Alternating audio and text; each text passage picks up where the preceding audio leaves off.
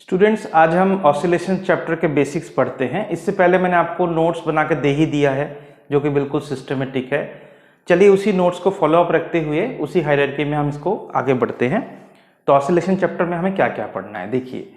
सबसे पहले स्टूडेंट्स कुछ basic definitions like what is periodic motion, what is oscillatory motion, what do you mean by harmonic motion and what is simple harmonic motion. आप भी जानते हो कि इस चैप्टर में टोटली हम सिंपल हार्मोनिक मोशन को ही एनालिसिस करते हैं, उसको डिटेल में पढ़ते हैं, ठीक है ना। तो फर्स्ट ऑफ ऑल जैसे मैंने लिख के रखा है ऑलरेडी बच्चों, जैसे मैंने नोट्स में भी आपको दिया है, पीरियोडिक मोशन क्या है बताइए। जैसे कि एक यूनिफॉर्म सर्कुलर मोशन आप इमेजिन करो कि बार बार हर पॉइंट में से वो एक रेगुलर टाइम इंटरवल से क्रॉस कर रहा है। So scientifically we can define it like motion which repeats itself after a fixed और regular interval of time is called a periodic motion, है कि नहीं। तो जैसे कि हम एग्जाम्पल्स में क्या लेंगे बच्चों कि motion of earth around the sun, it's a example of periodic motion, ठीक है। अब देखिए पीरियोडिक मोशन में हम बात करेंगे कि इसमें जो चीज़ें हैं, ये जो कैपिटल टी हम लिखते हैं टाइम पीरियड, ये है टाइम पीरियड, मतलब ये वो टाइम है जिस टाइम के बाद मोशन गेट्स रिपीटेड, ऑलराइट। सो जो फिक्स टाइम यहाँ पे मैंने लिख के रखा है वही है time period. So time period is the time that fixed interval after which the motion gets repeated, alright. फिर हम कहेंगे व्हाट इज फ्रीक्वेंसी। फ्रीक्वेंसी मतलब बच्चों, फ्रीक्वेंसी मतलब per unit time how many repetitions will be there. So frequency को हम F या new से लिखते हैं।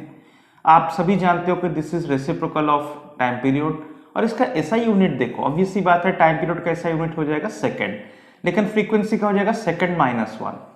मेरे ख्याल से आप सभी जानते हो कि फ्रीक्वेंसी एफ या न्यू, इसका जो ऐसा यूनिट है उसको हम कहते हैं second minus one, that is hertz, HZ, ठीक है ना। ओके, अब देखो कुछ इंटररिलेटर है। इंटररिलेटर मतलब आप मेरे ख्याल से जानते होंगे कि व्हाट इज ओमेगा। ओमेगा को हम कहते हैं angular, we call it angular frequency, angular frequency, ठीक है। तो इसको हम लिखते हैं बच्चों ओमेगा इज इक्वल्स टू, आप सभी जानते हो कि omega is equals to 2 pi upon capital T, या फिर आप लिख सकते हो 2 पाई इंटू फ्रीक्वेंसी, या हम लिख सकते हैं 2 पाई इंटू न्यू, ठीक है ना। तो ये देखिए सब इंटर रिलेशन है। याद रखना कि फ्रीक्वेंसी का जो यूनिट है वो हर्ट्ज होता है बच्चों, और ओमेगा जो है the unit of angular frequency is, क्या कहोगे आप इसे, as it is 2 pi upon capital T.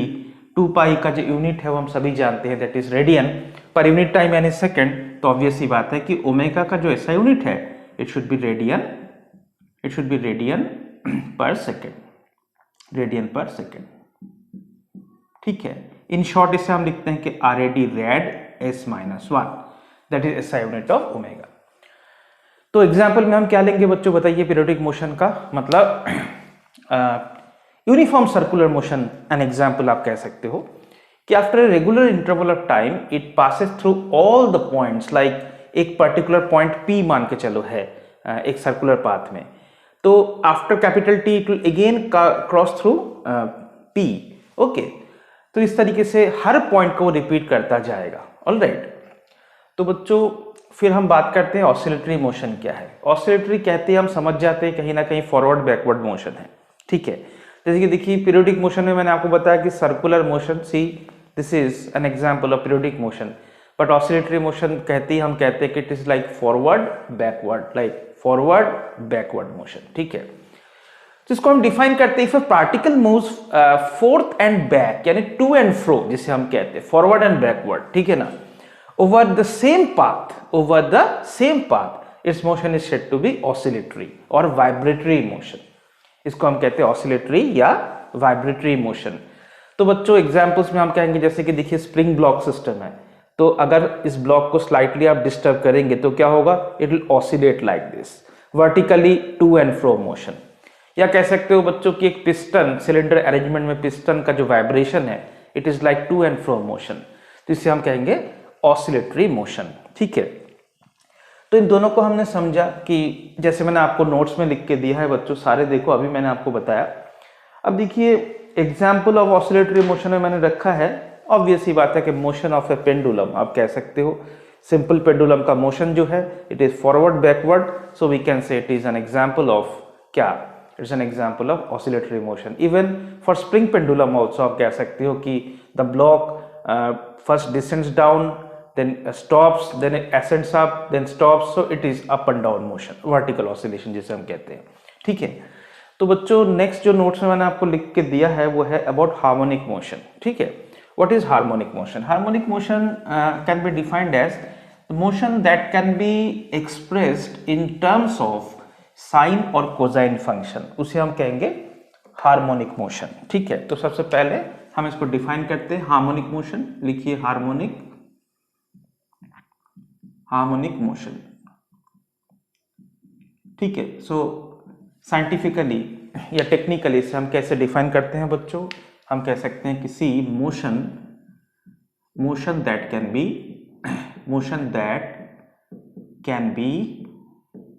Be expressed in terms of sine और कोसाइन फंक्शंस। तो इसी को हम कहेंगे these are called harmonic function, therefore we can call them as harmonic motion। ठीक है बच्चों, तो देखिए फिर मैंने आपको क्या लिख के दिया students, all harmonic motions are oscillatory. उससे पहले ही मैंने एक इंपॉर्टेंट नोट लिखा है बच्चों कि every oscillatory motion is periodic, every oscillatory motion is periodic motion, but it does not mean that every periodic motion is oscillatory, क्योंकि देखो सर्कुलर मोशन में there is no chance of to and fro motion। तो हम कह सकते हैं कि every oscillatory motion must be periodic, but the reverse is the vice versa is not true। Similarly यहाँ पे देखो हार्मोनिक मोशन में उसके बाद मैंने आपको लिख के दिया कि all harmonic motions are oscillatory and periodic। Harmonic motions जो है they are oscillatory as well as periodic, alright, but all oscillatory motions are not harmonic. Oscillatory motion हमेशा हार्मोनिक होगा, इसका भी कोई मतलब गारंटी नहीं है। ठीक है, तो हम कह सकते हैं कि हार्मोनिक मोशन जो है बेसिकली उसके जो डिस्प्लेसमेंट है, वेलोसिटी है, एक्सेलरेशन है, उसे हम साइनोसॉइडल फंक्शन या कोसाइन फंक्शन या हार्मोनिक फंक्शन से एक्सप्रेस कर पाएंगे।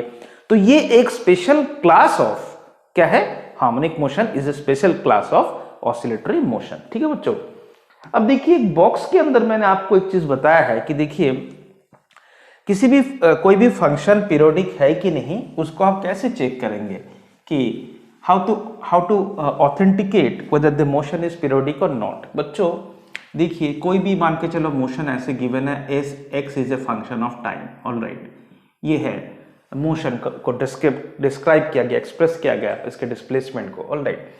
तो आप एक काम करो, आप एक्स डैश निकालो यानी पोजीशन इसका निकालो, function of T plus capital T, मान के चलो कैपिटल टी है टाइम पीरियड, ऑलराइट।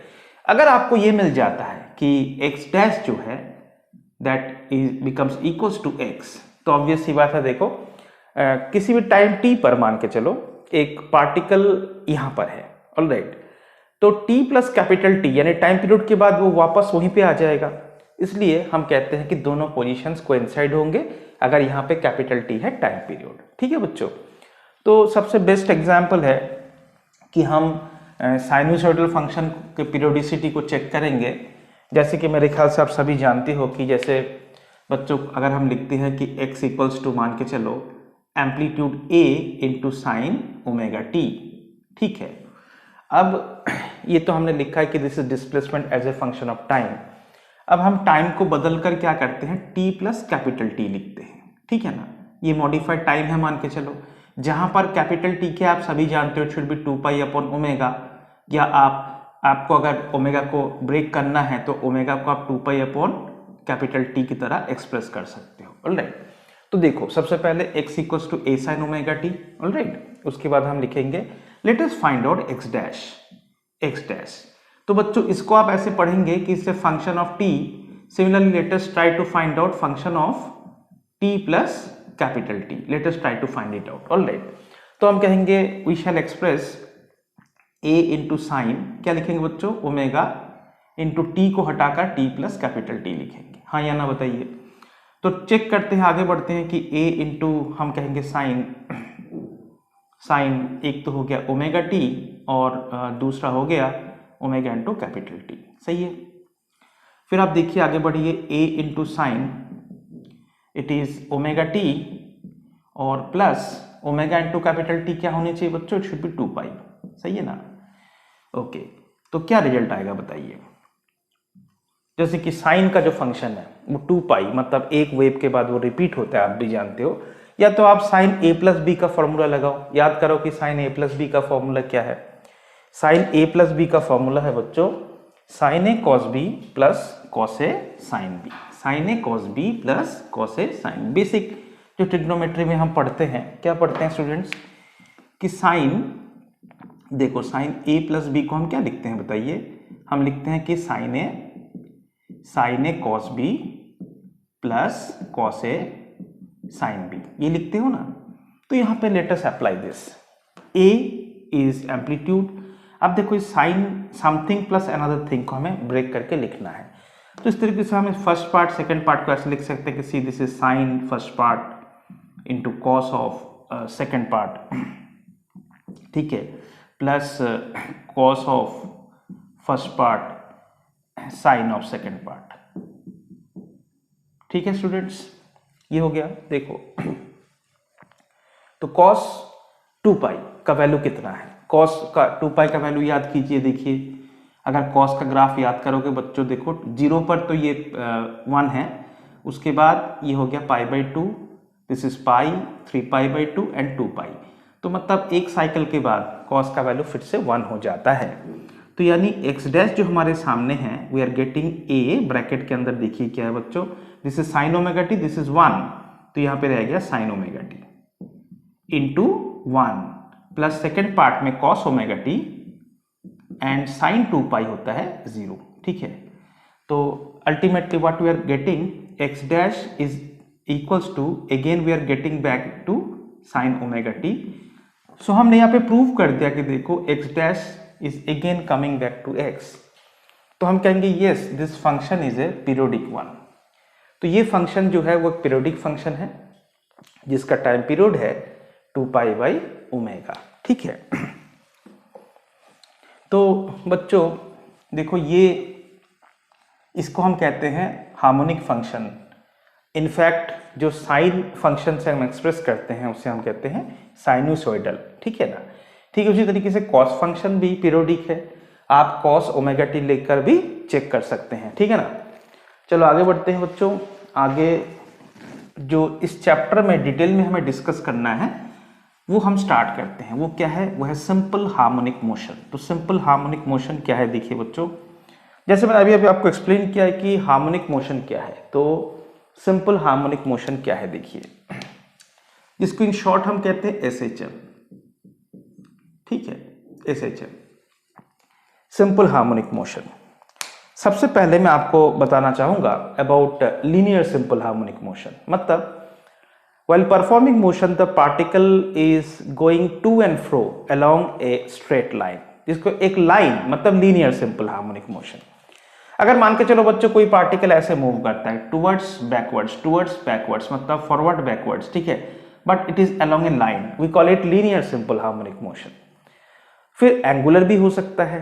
एंगुलर मान के चलो बच्चों कि ये पेन है, इसको एंगुलर हार्मोनिक मोशन शो करना, it should be like tilting forward and backward, इस तरीके से, तो इसको हम कहते हैं एंगुलर हार्मोनिक मोशन। ठीक है, तो सिंपल हार्मोनिक मोशन में हमें डिफाइनिंग फीचर्स क्या क्या है, देखो बच्चों सबसे पहले हम ड्रॉ करते हैं। सपोज करो कि ये एक स्ट्रेट लाइन है, the line along which the particle is performing motion, alright. ये दोनों एक्सट्रीम पोजीशंस हैं बच्चों, और एग्जैक्टली जो मिड पॉइंट है, देखिए ये मिड पॉइंट है जिसको सपोज करो मैं m कहता हूं, ये मिड पॉइंट है। तो बेसिकली ये एक पॉजिटिव एक्सट्रीम, सपोज करो इसे मैंने E प्लस लिखा है पॉजिटिव एक्सट्रीम, और इसको हम E माइनस लिखते हैं फॉर नेगेटिव एक्सट्रीम, ऑलराइट।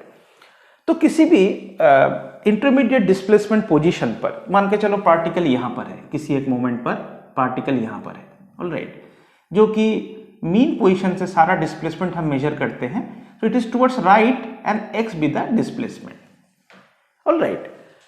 बच्चों आप जानते हो पहले मोशन इन स्ट्रेट लाइन में हमने पढ़ा है कि देखो the vector quantities like position vector like velocity vector can be simplified. कैसे, अगर स्ट्रेट लाइन में सब कुछ हो रहा है तो वेक्टर को हम सिर्फ पॉजिटिव यानी राइटवर्ड्स, नेगेटिव यानी लेफ्टवर्ड्स देकर काम चला सकते हैं, है कि नहीं। So the vector aspect can be simplified in straight line motion by simply assigning positive या नेगेटिव साइन। तो पहले भी हमने पढ़ा था कि कोई ऑब्जेक्ट मान के चलो पॉजिटिव एक्स एक्सिस की तरफ मूविंग 6 मीटर पर सेकेंड है, तो उसके वेलोसिटी को हम कहते हैं +6, ऑलराइट। लेकिन अगर मान के चलो लेफ्टवर्ड्स इट इज मूविंग 2 मीटर पर सेकेंड, तो बच्चों वेलोसिटी को हम कहेंगे -2।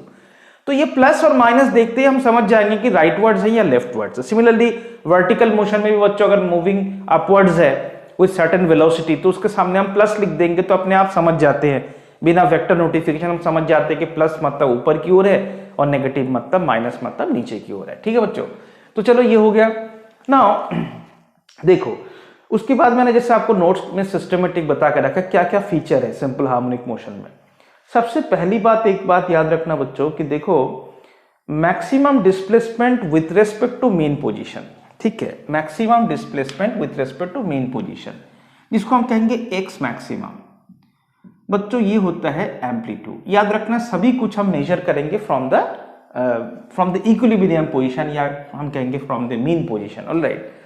तो मान के चलो ये मीन पोजीशन है, ओके, तो राइट को कहो या लेफ्ट को कहो, कितना दूर तक इसका रेंज ऑफ मोशन है ना।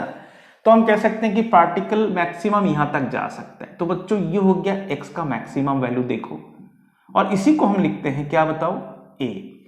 हमेशा याद रखना it is not the reference point, it is not the origin, it is the mean position with respect to which you have to measure the extreme position. मतलब मीन पोजीशन से कितना दूर गया वो होता है एम्पलीट्यूड। तो बच्चों इसको हम कहते हैं क्या बताओ, एम्पलीट्यूड, ठीक है, इसे हम कहते हैं एम्पलीट्यूड। और सिंपल हार्मोनिक मोशन के लिए एक कोर क्राइटेरिया है, जानते हो क्या है, कि amplitude A must be very small. मतलब बाकी डायमेंशंस के कंपैरिजन में एम्पलीट्यूड सिंपल हार्मोनिक मोशन में बहुत छोटा होना जरूरी है। एक्चुअली बच्चों कोई मान के चलो पेंडुलम है, ठीक है, अब पेंडुलम काफी ज्यादा एम्पलीट्यूड से ऑसिलेटिंग है, तो it tends to move away और मतलब deviate away from simple harmonic motion. लेकिन एक पेंडुलम है जिसको मान के चलो बहुत ही स्मॉल डिस्प्लेसमेंट आपने दिया है, मानो बहुत ही 2 डिग्री या 5 डिग्री, तो इट ऑसिलेट्स लाइक दिस, बहुत ही कम एम्पलीट्यूड के साथ। तब कम एम्पलीट्यूड में क्या होता है, मोशन कैन बी और it approaches to be simple harmonic. तो आपको क्या याद रखना है बताओ, see simple harmonic motion is an oscillatory motion, ये तो पता चल गया, यानी to and fro about mean position.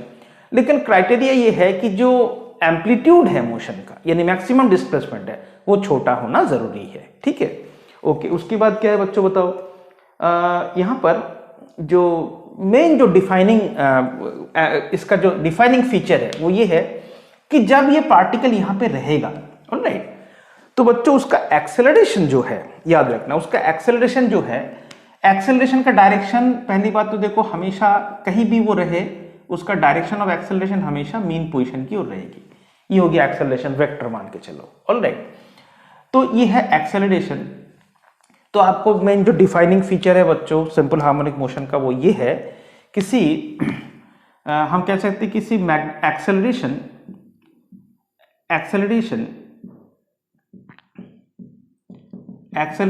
A is proportional to क्या, डिस्प्लेसमेंट, यानी x के प्रोपोर्शनल रहेगा, and it is directed, always directed, it should always be directed towards क्या, मीन पोजीशन। तो इस फिगर में आप देख सकती है बच्चों कि हमने पोजीशन को लिया है कि भाई ओरिजिन से यानी यहां से मतलब मीन पोजीशन से राइट को लिया है, तो यहां पे x जो है वो पॉजिटिव है, लेकिन एक्सेलरेशन होगा नेगेटिव, ठीक है। अगर हम इसको वेक्टर वर्जन में लिखें तो देखो बच्चों हम लिखेंगे कि a vector is proportional to x vector with the minus sign, ठीक है। बट जैसे मैंने पहले ही आपको कहा कि यहाँ पे motion is along a straight line, तो यहाँ पे इस वेक्टर नोटिफिकेशन को हटाकर आप सिंपली ये लिख सकते हो कि a is proportional to -x।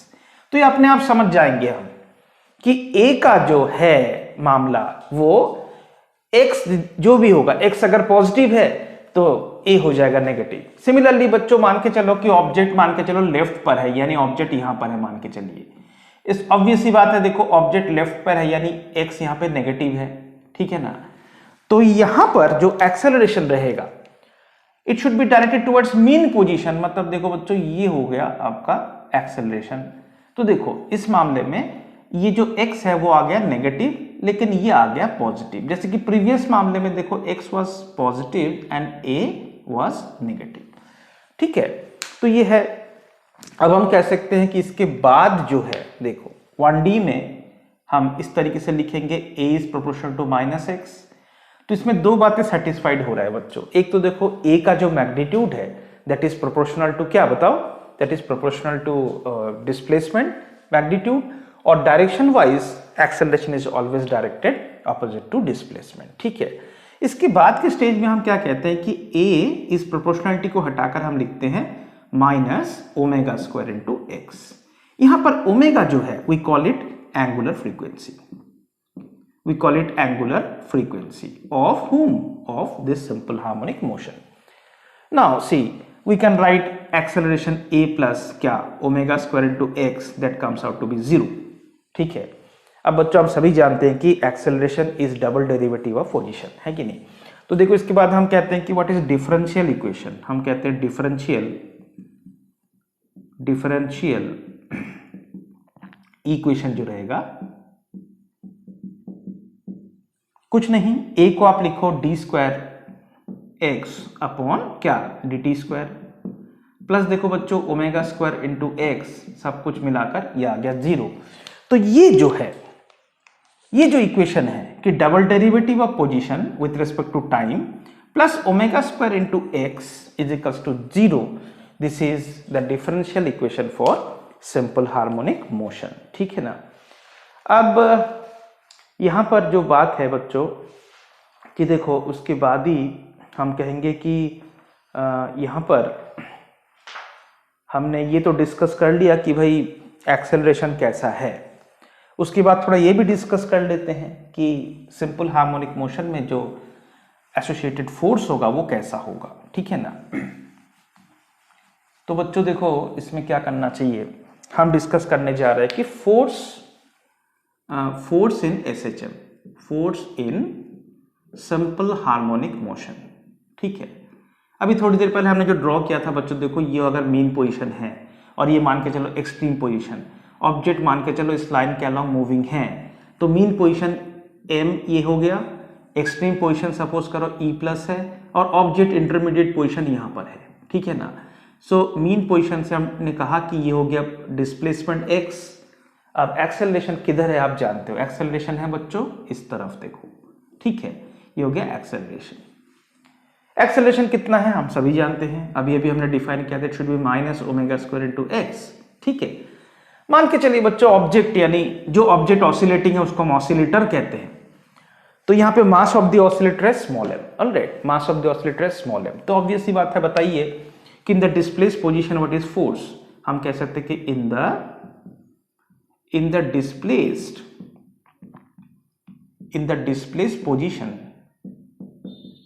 Displaced position में बच्चों इस पर जो फोर्स लगेगा, force on the oscillator, force को हम लिखेंगे Fx, F नीचे सब्सक्रिप्ट लिखेंगे x, यानी x पोजीशन पर इस पर फोर्स कितना है।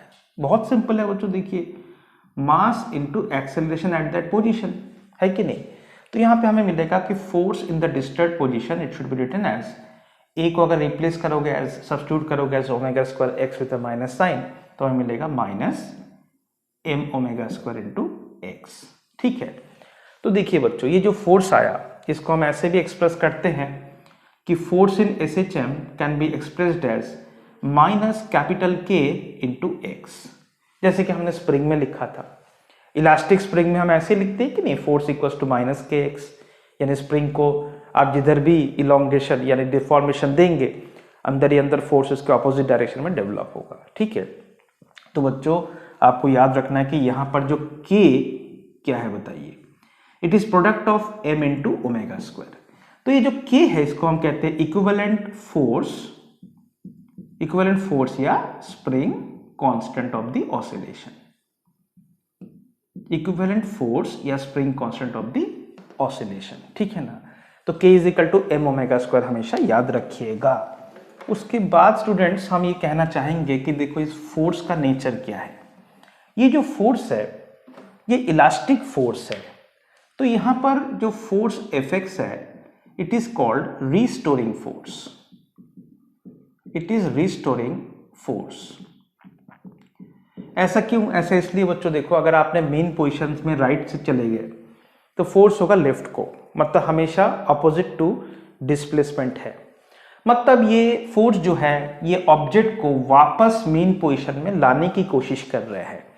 It is tending to restore the equilibrium position, it is tending to bring the object back to the mean position. अगर आपने ऑब्जेक्ट को यहां रखा होता यानी आप लेफ्ट में ले गए तो बच्चों फोर्स होगा राइट को, मतलब हमेशा ये जो फोर्स है वो ऑब्जेक्ट को वापस कहां ले जाना चाहता है बताओ? मेन पोजीशन की ओर ले जाना चाहता है। So it always tends to restore the equilibrium, so therefore इसको हम कहते हैं रिस्टोरिंग फोर्स। और बच्चों रिस्टोरिंग फोर्स जो है शायद आप जानते हो कि हमने वर्क एनर्जी पावर में पढ़ा था कि कंजर्वेटिव फोर्स कौन कौन से है। उसमें से हमने पढ़ा था इलेक्ट्रोस्टैटिक फोर्स है, ग्रेविटेशनल फोर्स है एंड स्प्रिंग फोर्स है। हमेशा आपको याद रखना है कि जहां जहां कंजर्वेटिव फोर्स है सिर्फ वहीं पर आप पोटेंशियल एनर्जी को डिफाइन कर सकते हो, और कंजर्वेटिव फोर्स जहां तक है वहां एनर्जी का लेवल या एनर्जी का भी डिसिपेट नहीं होता है बच्चों, ठीक है ना। कंजर्वेशन का मतलब ही वो है कि in presence of conservative force, only conservative force अगर प्रेजेंट है तो वहां पे energy dissipation will not take place and energy will remains conserved, ठीक है। तो आपको याद रखना कि सीधा restoring force is, so restoring force is conservative in nature, conservative in nature, ठीक है। तो बच्चों अगर कंजर्वेटिव इन नेचर है तो आप समझ जाओ कि एक आइडियल सिंपल हार्मोनिक मोशन में चाहे 1,00,000 बार भी ऑसिलेशन कंप्लीट हो जाए ये फोर्स एनर्जी को डिसिपेट नहीं करेगा, ठीक है ना। So it will not dissipate energy, ये पहली बात है। और दूसरी बात ये है क्योंकि कंजर्वेटिव फोर्स है तो हम यहां पर we can, so potential energy can be defined. तो इस तरह के फोर्सेस में यानी जहां कहीं भी देखो कंजर्वेटिव फोर्स यानी गवर्निंग फोर्स है तो वहां पे पोटेंशियल एनर्जी, जैसे कि बच्चों ग्रेविटेशनल पोटेंशियल एनर्जी आपने सुना होगा, आपने इलेक्ट्रोस्टैटिक पोटेंशियल एनर्जी सुना होगा, आपने स्प्रिंग पोटेंशियल एनर्जी भी सुना होगा, ठीक है। लेकिन आपने कभी फ्रिक्शनल पोटेंशियल एनर्जी नहीं सुना है। क्यों बताओ? क्योंकि फ्रिक्शनल फोर्स जो है वो मतलब कंजर्वेटिव फोर्स नहीं है, नॉन कंजर्वेटिव है।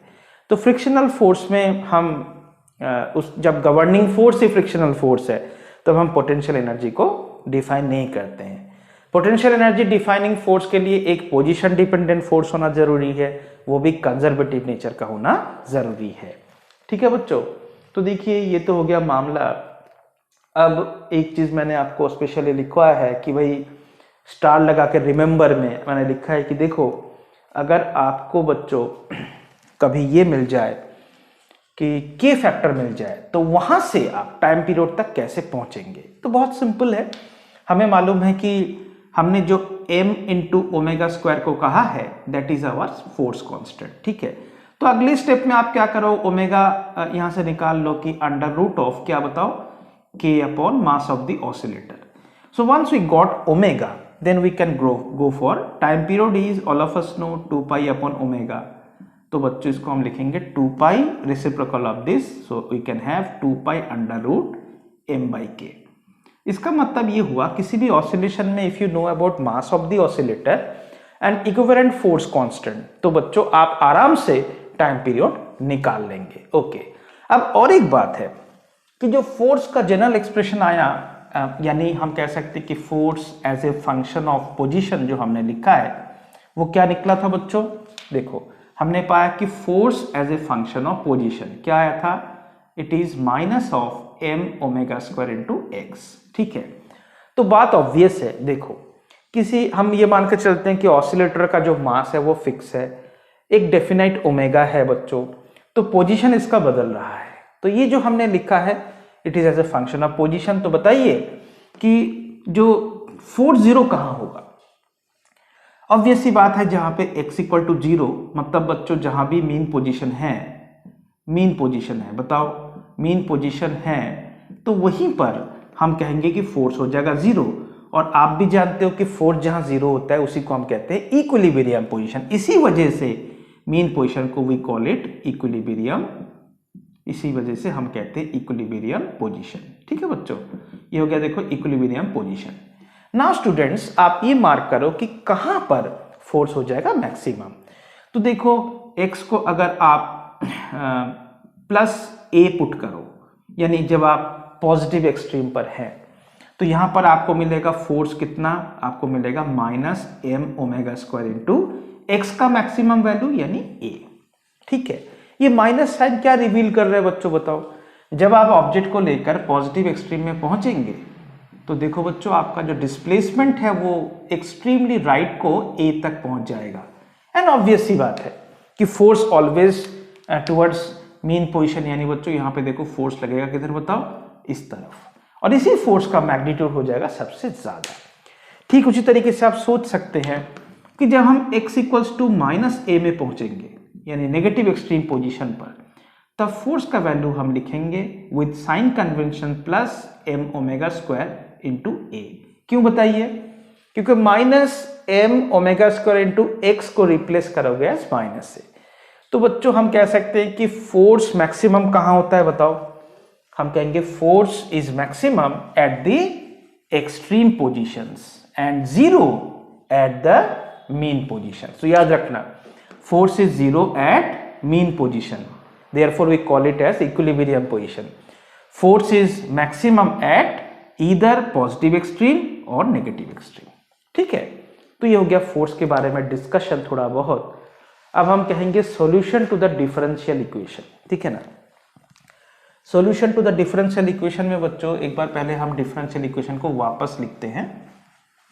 देखिए जो डिफरेंशियल इक्वेशन हमें सिंपल हार्मोनिक मोशन के डेफिनेशन से मिला था वो क्या था, वो ये था बच्चों कि D square X upon D T square यानी double derivative of position plus omega square into X equal to 0। तो इस इक्वेशन का जो सॉल्यूशन है, ठीक है, इसका सॉल्यूशन हार्मोनिक फंक्शन होता है। एक सॉल्यूशन ये हो सकता है बच्चों कि x इज इक्वल्स टू मान के चलो a इंटू साइन ब्रैकेट के अंदर फेज की तरह ओमेगा टी प्लस फाइव, ऐसे हम लिखते हैं। ठीक है, एक जनरल सॉल्यूशन आया। या मान के चलो x equals to a cos omega t plus five, या फाइव अगर 0 लिखते हो तो a साइन ओमेगा टी, या एक जनरल सॉल्यूशन मैंने यहाँ पे आपको बताया है। ठीक है, तो यहाँ पर अब इस ये क्या आपको शो कर रहा है, क्या बता रहा है आपको, ये आपको बता रहा है, देखो t क्या है बच्चों, तो आप जानते ही हो ये होता है इंस्टेंट, या कह सकते हो कि टाइम। ठीक है, और x क्या है बताइए, x है बेसिकली पोजीशन, x है पोजीशन कह सकते हो, या बच्चों आप डिस्प्लेसमेंट कह सकते हो। With respect to whom, with respect to mean position या इक्विलिब्रियम पोजीशन के रेस्पेक्ट में ऑब्जेक्ट कहाँ है उसका पता, उसका एड्रेस। ठीक है, अब जो साइन के बाद जो लिखा हुआ है, देखिए ये जो ओमेगा टी प्लस फाइव है, याद रखना कि साइन के बाद जो लिखा हुआ है उसको हम कहते हैं, क्या कहते हैं बच्चों, इंस्टेंटेनियस फेज। मतलब क्या समझे हम, इसका मतलब समझे कि फेज एट टाइम टी। ठीक है, अब मैं आपको बताऊं कि फेज का रोल क्या है। जैसे कि अगर हम कहें कि साइन 30 डिग्री, साइन के बाद 30 लिखते हैं, साइन 45 डिग्री, तो बच्चों ये 30 डिग्री 45 डिग्री 60 डिग्री ये साइन का फेज होता है, वही उस ओवरऑल फंक्शन को बताता है कि उसका वैल्यू कितना है। तो ऑब्वियस सी बात है कि जो इंस्टेंटेनियस फेज है, देखो वही डिसाइड करेगा ये पार्ट कितना होगा, ऑब्वियस सी बात है। है कि नहीं। तो कहीं ना कहीं ये आपको बताएगा कि it can decide, it is the decision maker और it is the decider of X, it can decide, it determines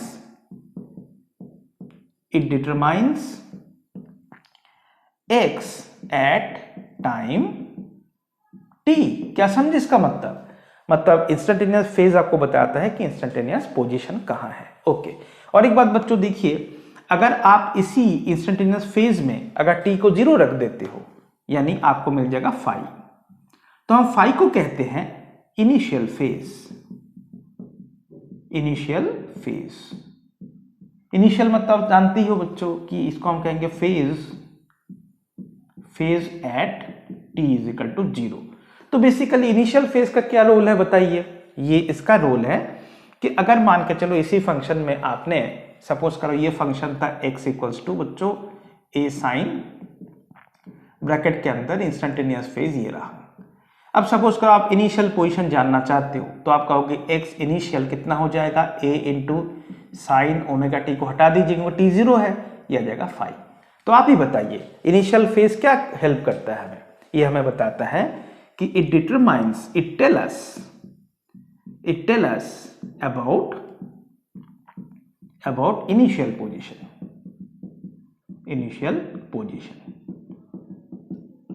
यह आपको इनिशियल पोजीशन के बारे में बताता है। तो देखो डिफरेंशियल इक्वेशन, उसका सॉल्यूशन, उसके बाद हमने यहाँ पे जो पॉइंट्स है उसको हमने लिखा है। ओके, उसके बाद बच्चों देखो और एक चीज मैंने बहुत इंपॉर्टेंटली समझाया आपको कि at t is equal to 0 if the particle is at mean position moving towards positive extreme, मतलब ये एक स्पेशल केस है, ठीक है। तो यहाँ पर क्या होगा, मतलब देखो सबसे सिंप्लीफाइड वर्जन इस इक्वेशन का क्या है मैं आपको बताना चाहता हूं। जैसे मैंने आपको नोट्स में लिख कर दिया है कि if the situation is like this, C this is the line along which the object is performing simple harmonic motion। ये हो गया बच्चों x इक्वल्स टू प्लस ए यानी पॉजिटिव एक्सट्रीम, आप समझ गए। ये हो गया x equals to minus a negative extreme. Exactly mid location जो है बच्चों क्या है बताओ, वो है x इक्वल टू 0, ठीक है। अगर ऐसा हुआ कि जब आपने घड़ी देखना स्टार्ट किया, ठीक है, मोशन को आप मतलब एनालाइज कर रहे हो, जब आपने कहा कि ये टाइम t स्टार्ट्स नाउ, मतलब t 0 पर आपने देखा कि ऑसिलेटर यानी जो ऑसिलेटिंग ऑब्जेक्ट है वो बिल्कुल 0 पर है और इट इज रशिंग टुवर्ड्स यानी ये एक्सट्रीम पोजीशन पॉजिटिव एक्सट्रीम की ओर चल रहा है, ठीक है। अगर ये मामला है बच्चों कि at t is equal to 0, अगर हमें ये सब दिखा कि position x equal to 0 and क्या बताओ, एंड ऑब्जेक्ट या कह सकते हो ऑसिलेटर इज रशिंग टुवर्ड्स या moving towards whom, towards positive extreme. अगर ऐसा हुआ तो इस मामले में हम कहते हैं initial phase phi is equals to 0, ठीक है। तो अब आप इक्वेशन को लिखोगे, देखो जनरल इक्वेशन ये था x इक्वल्स टू ए, क्या है बताइए, sine omega t plus phi. अगर स्पेशल केस, अगर विशेष परिस्थिति यानी मान के चलो स्पेशल सिचुएशन ये है, ये पर्टिकुलर सिचुएशन है, तो यहां पे हमें पहचान में आ गया कि फाई को 0 लिखना है। तो ये जो मोशन है इसको हम डिस्क्राइब करेंगे as equation x equals to a sine simply omega t आप लिख सकते हो। तो बच्चों सिंपल हार्मोनिक मोशन का सबसे सिंप्लीफाइड वर्जन यही है, ठीक है। It is the most simplified version, यानी t इज इक्वल टू 0 जब आपने घड़ी को चालू किया, टाइमर आपने ऑन किया जब t इज इक्वल टू 0 पर, तब मान के चलो ये ऑब्जेक्ट यहां पर है या यहां पर है या इसके अलावा कोई दूसरा सिचुएशन है, तब तो देखो फेज यहाँ पे फाई पॉजिटिव नेगेटिव कुछ ना कुछ आएगा, लेकिन ये सबसे सिंप्लीफाइड वर्जन है, ठीक है। अदरवाइज देखो बच्चों और एक चीज मैंने बहुत इंपॉर्टेंट आपको लिखा के रखा है कि अदरवाइज क्या है। अदरवाइज ये होता है कि अगर मान के चलो फाई 0 नहीं है, ठीक है, फाई 0 नहीं है, तो इन सच केस हम लिखेंगे कि इसी का इनिशियल पोजीशन इनिशियल पोजीशन क्या है बच्चों? इनिशियल पोजीशन को हम लिखेंगे x initial x not is equals to amplitude a into sine phi. बताओ कहां से मिला हमें? मैं आपको बताया था कहां से। जनरल इक्वेशन तो ये है ना, ये इक्वेशन है। इस इक्वेशन में आप टाइम को जैसे ही 0 पुट करोगे तो आपको x इनिशियल मिलेगा। तो बच्चों इसी इक्वेशन को अगर टाइम 0 पुट करोगे तो आपको मिलेगा initial position equals to a into sine omega t, हटकर ये हो जाएगा फाई। समझ रहे हो? तो देखो अगर फाई 0 नहीं है, in such case x not equals to a sine phi, और अगर फाई 0 है तो आप खुद ही देख सकते हो कि x नॉट अपने आप ही a साइन 0 होके 0 आ जाएगा।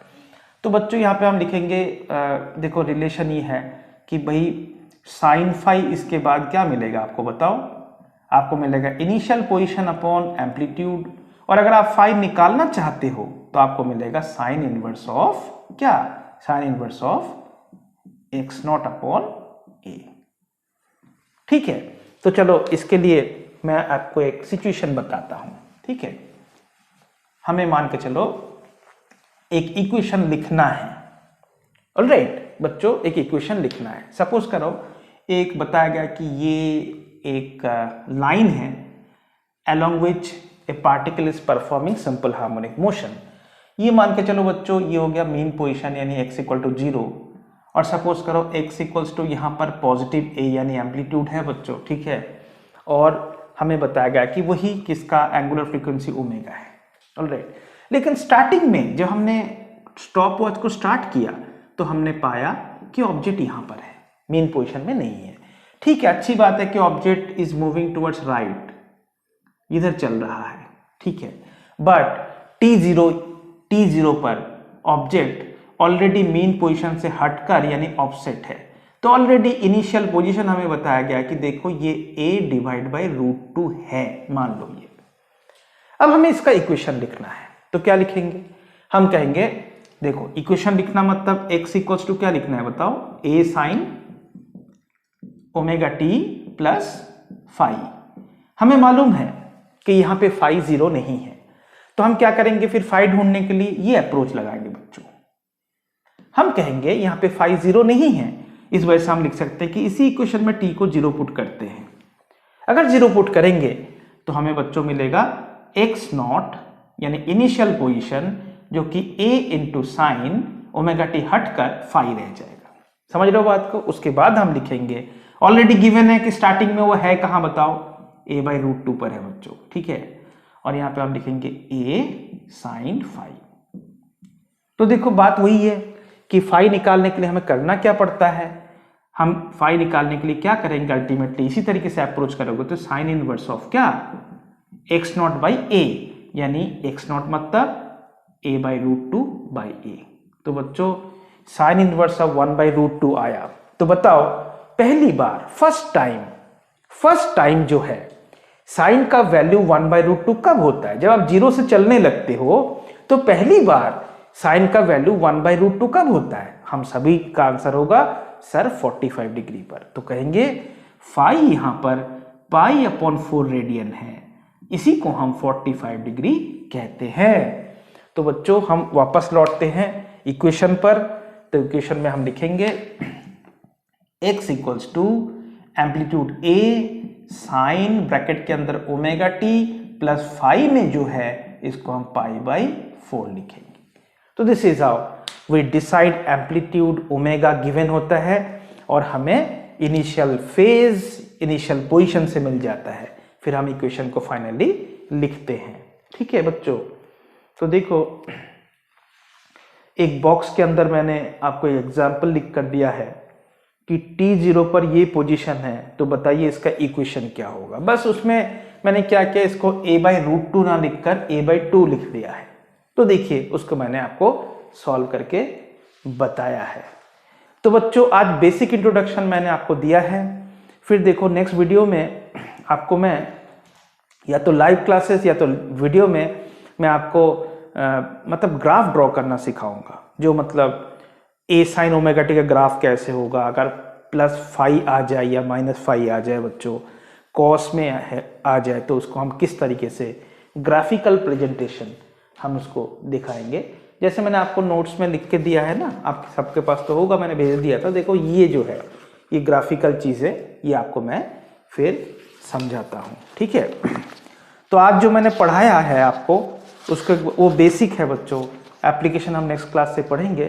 तो आप लोग इसको ज़रूर एक बार नोट्स को रेफर करते हुए वीडियो को देखना और साथ साथ एक बार लिख कर आप प्रैक्टिस ज़रूर करना बच्चों, ठीक है।